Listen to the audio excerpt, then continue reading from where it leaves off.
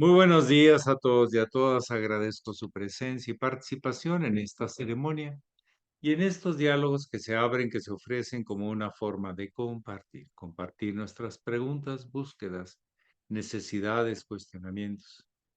¿De qué se trata esta vida? Con sus infinitas posibilidades. ¿Para qué es como es? ¿Y qué puedo hacer? Todas esas cuestiones de la condición humana son importantes, darle su reflexión, su profundidad.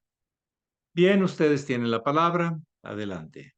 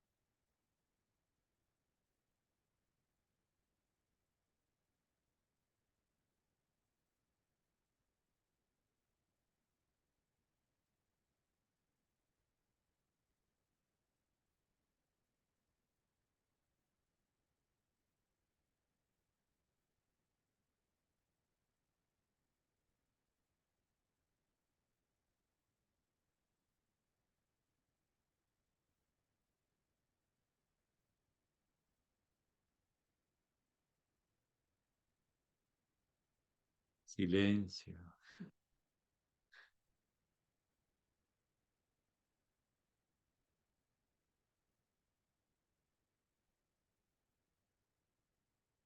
Vamos a esperar un poquito. Sí, adelante, Virginia. Buenos días y buenos días. Buenos días. ¿Me podría hablar un poquito de la transmutación de las almas? ¿De Bueno, las del qué? alma. Ah, no, ok. Sí.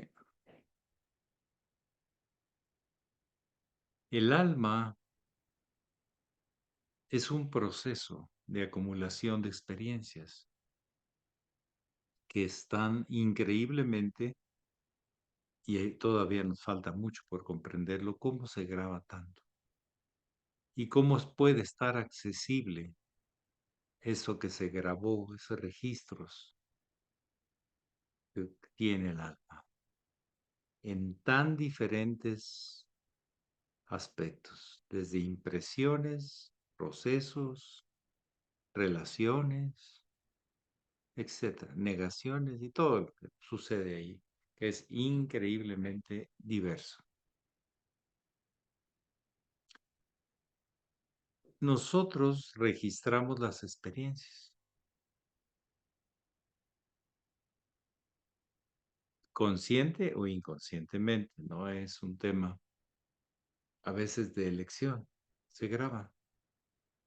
Ha habido experimentos que han demostrado que aunque tú no te acuerdes, lo llevas grabado. Por ejemplo, entras a un lugar y te preguntan de qué color era el techo. Pues no, no me acuerdo. Pero con hipnosis sí puedes saber con el color del techo.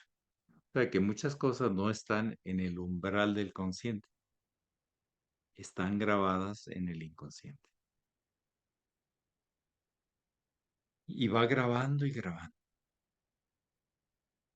Lo que cuando leemos un libro le damos una interpretación. Cuando tenemos experiencias grabadas, le podemos dar una interpretación.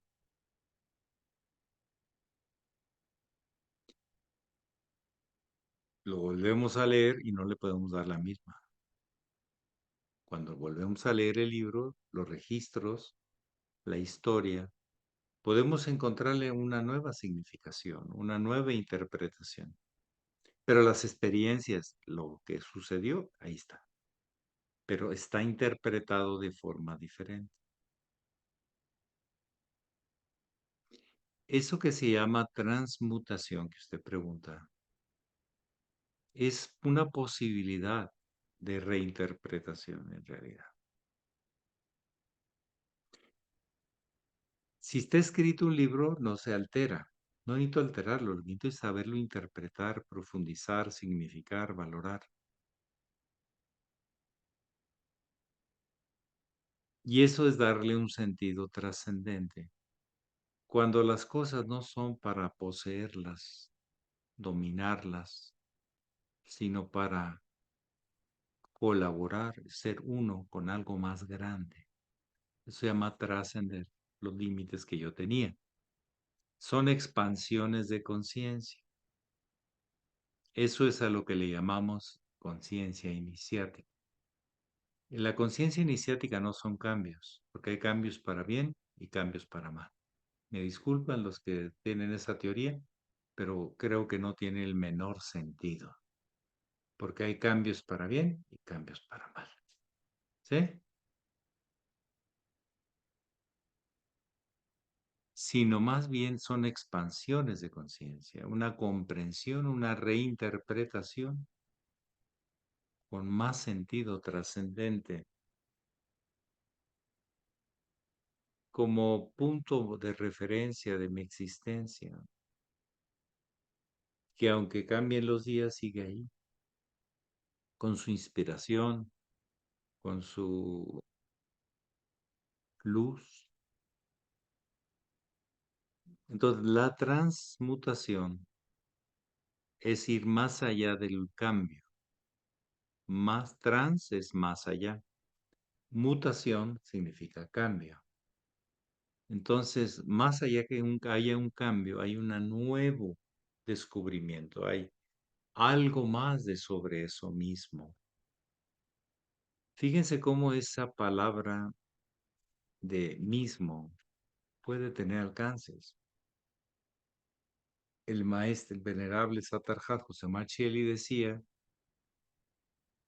con esa sabiduría que le distinguía, decía, el yoga es la experiencia profunda de sí mismo. Es la afirmación que todos somos, pero que muy pocos alcanzan a interpretar, decodificar, valorar. No es exactamente lo mismo de forma, o puede serlo, porque las formas van cambiando, pero lo importante son los significados y valores que le damos. Transmutar es encontrar un nuevo sentido, un nuevo valor. Ejemplo más práctico, cuando tenemos un problema con otra persona, podemos quedarnos con las diferencias, con los problemas. O podemos un día comprender que en realidad ese problema me ayudó a reflexionar en unas cosas conmigo y con respecto al otro. Y hay riqueza que puedo obtener de esa diferencia. Y hasta resulta interesante ver ese acontecimiento como un acontecimiento que aporta en vez de que quita. Esa es la interpretación es a las que me refiero. Pero no se hace con la cabeza, nada más. Sí, se tiene que usar la cabeza, pero si no se hace con reconocimiento, ¿para qué? ¿Por qué? ¿Cómo? Ahora me queda más comprensible. Me fui con una primera interpretación, o muy rápida, posiblemente reactiva, instintiva, pero hoy, caramba, ha sido tan importante. Es tan importante y va a ser importante. Entonces se llama transmutación, transformación. Voy a dar un ejemplo para que vean lo que es transmutación. Los alquimistas usaban la alegoría que había que transformar el plomo en oro. ¿Cómo? El plomo no conduce energía. no lo conduce, cero. Y el oro conduce a una velocidad y a una comunicación increíble. Las comunicaciones con filamentos de oro es altísimamente eficiente. Es lo que tiene el oro, que es altamente conductor. Aparte su belleza de brillo, etcétera. Y el plomo es oscuro y opaco.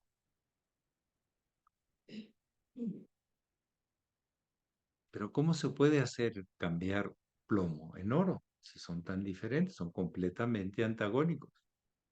Desde el ángulo del comportamiento y el uso. Vamos a ver. Más allá de la forma del oro, que es dorada, y el plomo, que es oscura, por no decir negra, es más bien en un gris oscuro.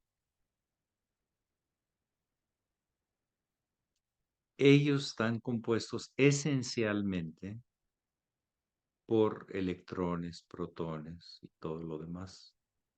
Los dos no tienen esencialmente diferentes elementos. Los tienen en diferente cantidad y en diferente ordenamiento. Ya ven qué tan importante es el orden. Hace que una cosa funcione para una cosa y otra cosa funcione para otra, el orden. ¿Mm? Si logro conectar lo esencial que hay en los dos, serán lo mismo, en diferente orden y cantidad, pero es lo mismo. En tipo de partículas, no cantidades. Tipo. Entonces, sí se puede.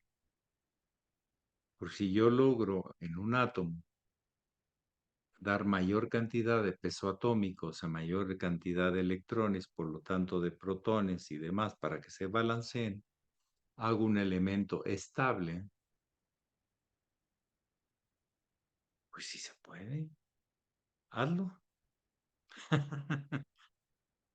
Verá que con el pensamiento se hace más rapidito, pero a la mera, técnicamente no sabemos cómo hacerlo. ¿Cómo transformar el plomo en oro? Internamente, los que han transitado por este camino de alta sabiduría nos han enseñado que sí es posible dentro de ti mismo. El mayor y más importante laboratorio de trabajo, de conocimiento, de experiencias está en ti mismo. Y si algo que veías oscuro, opaco, puedes llegarlo a ver brillante e importante como un sol. Pero ¿cómo se le hace? Es un secreto de alquimistas. Sí, es un secreto de alquimistas. Y se da en lo más profundo de los secretos de ti mismo.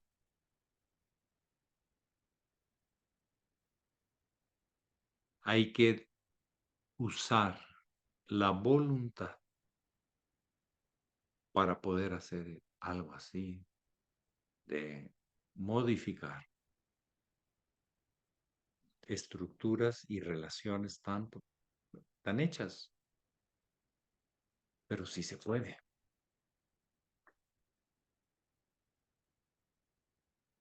Y en fin, de ahí nace toda la teoría y práctica de la alquimia, que unos decían que era para hacerse ricos, no, era para hacerse sabios, porque sabían que la sabiduría continúa en la vida, la ignorancia también, querían saber cómo. Entonces, la transformación, la transmutación es de lo mismo, sacar algo, irnos a lo más profundo esencial y encontrarle un nuevo significado. La historia puede ser la misma, pero la interpretación es diferente. Es con más alcance en el tiempo, con más alcance en su valor y significado. Es lo que yo podría comentar. Entonces, sí, Son cambios, pero no cualquier tipo de cambio. Eso es falso. No se dejen vender baratijas que no son lo que aparentan. No, cambio no solamente es eso. Es una definición muy pobre a lo que realmente es una transmutación, una expansión de conciencia. Es un cambio, pero ¿para qué? ¿Con qué alcances? Todas las cosas están cambiando. ¿Cuál es el sentido donde intervenimos? No, pero cuando hay una expansión de conciencia, una trascendencia de los eventos aparentemente visibles y sensibles, entonces estamos hablando de transmutación o de transformación, más allá de la forma. Bueno, algo más esta mañanita de lunes. Estamos empezando con temas muy en el fondo de la vida. Adelante.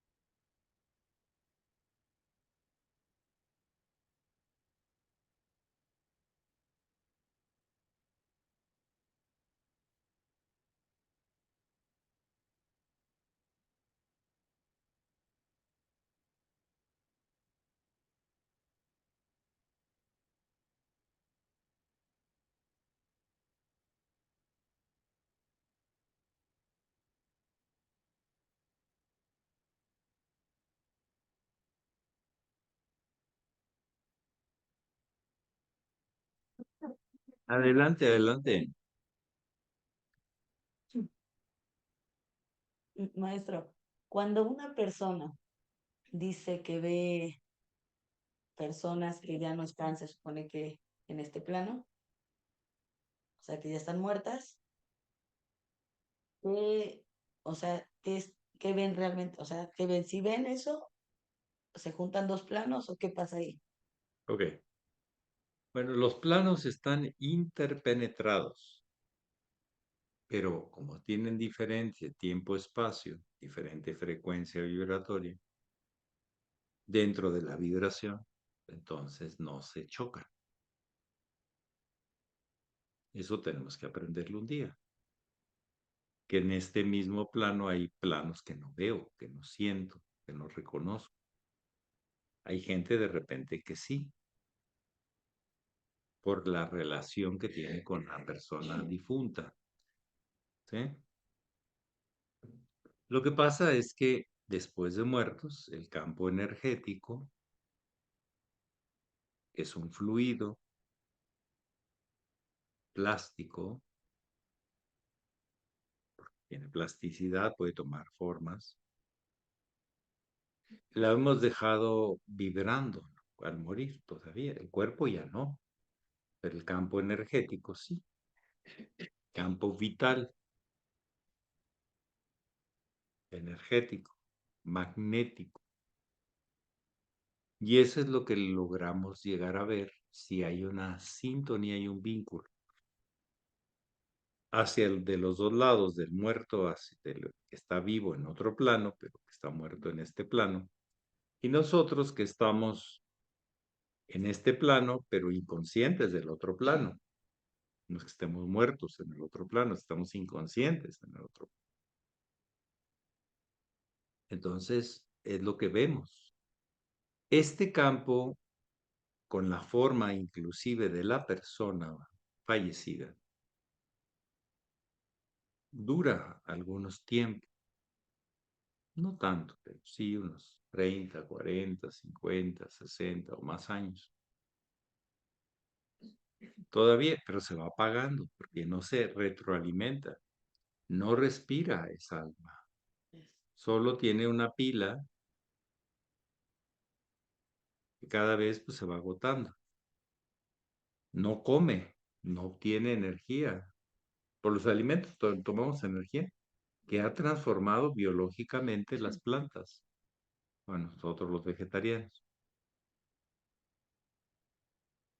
Entonces, lo que vemos es algo que todavía vibra magnéticamente, pero que con el tiempo se irá. Estas comunicaciones se dan sobre todo, pues, unos meses después de que fallece, después ya no. Cuando todavía hay mucha interdependencia de ambas partes, de ambos lados, del fallecido y del que está acá en este plan. Pero que conste que el que está fallecido cree todavía que está vivo, porque toda la memoria y formas las tiene significativas.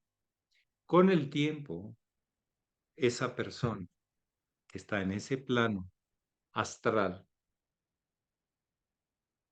se irá convirtiendo en un que se llama átomo simiente o la parte más pequeña, condensando toda la experiencia que ha tenido esa alma y se volverá como una especie de semilla. Lo mismo que pasa con las plantas, se vuelve semilla y continúa la vida. ¿Mm? Es más sofisticado el mundo de las semillas que el mundo de las esquejes o de célula a célula. Es muy lento ese, pero funciona. Y que una célula produzca otra célula, se llama mitosis, está bien. Pero semillas son miles o millones de semillitas. ¿Cuántas semillitas lleva un elote? Como 500, 600 semillitas, no sé, o 300 o 200 o 100, no sé. ¿Sí? Y esas semillitas, de hecho, cuando están secas ya, cuando ya no tienen la plasticidad, lo húmedo, lo eléctrico, ¿sí? Cuando están secas, entonces se pueden guardar, ¿verdad? Para volverlas a sembrar y que encarne de nuevo otra planta de maíz. No es encarnamiento, es una encarnación. Cuando plantamos una semilla es una encarnación. Va a ir tomando cuerpo, forma, materia, y todo lo que había en esa semilla se va a hacer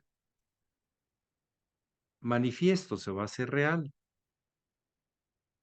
Entonces, cuando todavía vemos esos famosos fantasmas o almas peregrinas o en pena, como alguna gente le dice, es porque están todavía en ese proceso de haber muerto y que se esté reduciendo su energía a algo potencial como una semilla, a lo que se llama esotéricamente el átomo simiente. Esta explicación que doy, yo le soy sincero, he leído a muchas gentes y me la hacen muy complicada. El hermano mayor fue el que me abrió los ojos, que no era tan complicada. Lo explicó de una manera simple y sencilla. Algo que toda la gente o se asusta, ¿verdad? O se fascina y cree que es intocable, pero es de lo más natural que de proceso de la vida, así como lo vieron los hindús cuando describieron el Aum y describieron que era el proceso universal. Es la semilla, la planta, la flor, la semilla, la planta, la flor, la semilla, la planta. ¿Ya? Nosotros tenemos un lugar de encuentro para las semillas, pero de género complementario en el vientre de una mujer. Ahí, porque están las condiciones para que se dé ese encuentro. Cuando están las condiciones. Y de ahí vamos tomando carne, cuerpo. No nacemos de alguien en el corazón, ¿o sí? No, es la maravillosa, extraordinaria y compleja funcionamiento de un útero.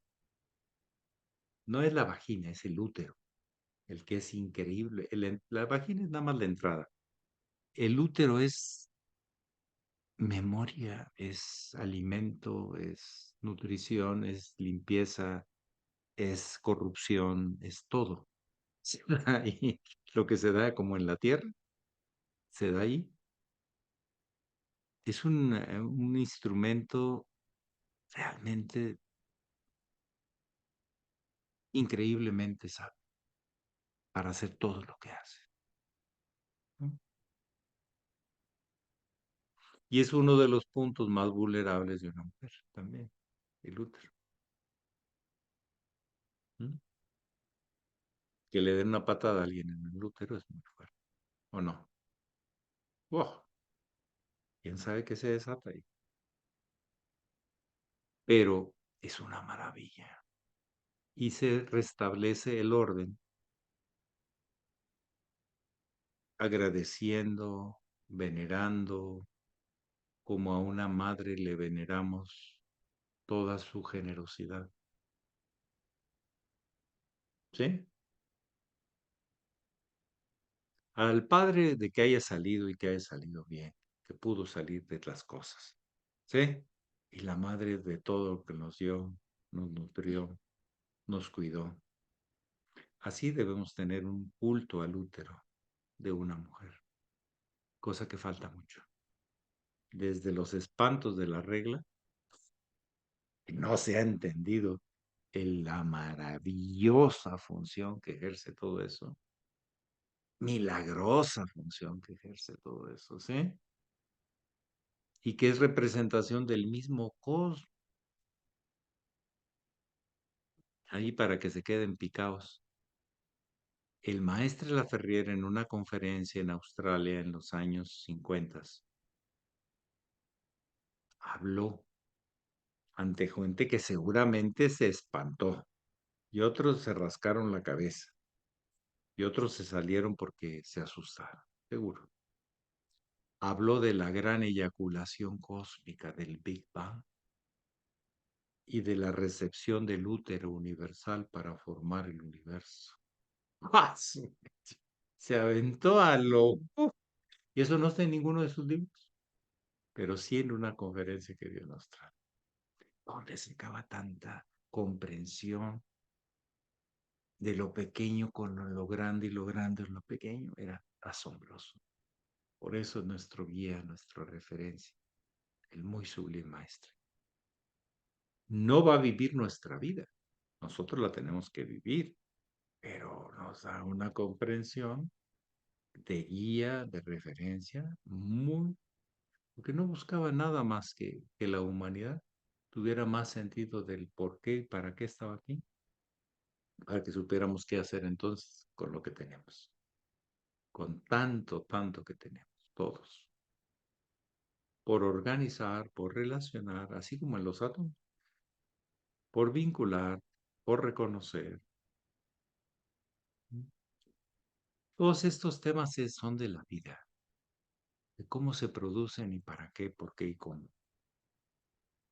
Y en la medida que hay más comprensión, expansión de conciencia, integración a la conciencia anterior, pero ahora con más claridad, con más luz, pues entonces todo tiene otro sentido. Y es el trabajo del iniciado, de estar trabajando sobre su propio desarrollo para poder servir mejor a la vida. Y al servir mejor a la vida, pues la vida también es mejor para él. No es gratuito, no hay de otra, no hay de otra. Es como decir que voy a volver otra vez al ejemplo, un elote, o sea, una mazorca de maíz, ¿cómo cumple su función? ¿Eh? Cuando las 100, 200, 300 semillitas se siembran en un campo y se generan 300 plantas más de maíz, ¿verdad? ¿Y cuáles son las semillitas o granos que se escogen? Los mejores. Yo he escuchado varias teorías, los que están más en el centro, los que están más grandes, no los de las orillas, que son un poquito más débiles. ¿Verdad?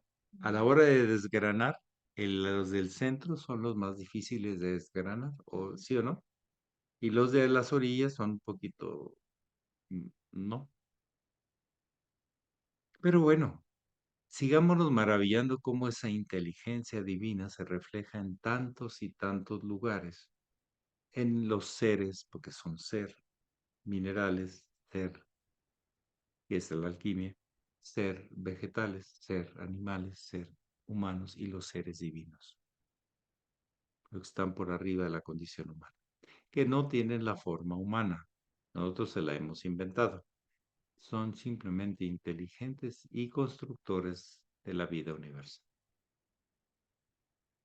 Que pasen un hermoso día lleno de significados y valores, mis queridos hermanos, amigos y compañeros de viaje, porque al final vamos en la misma barca llamada planeta Tierra.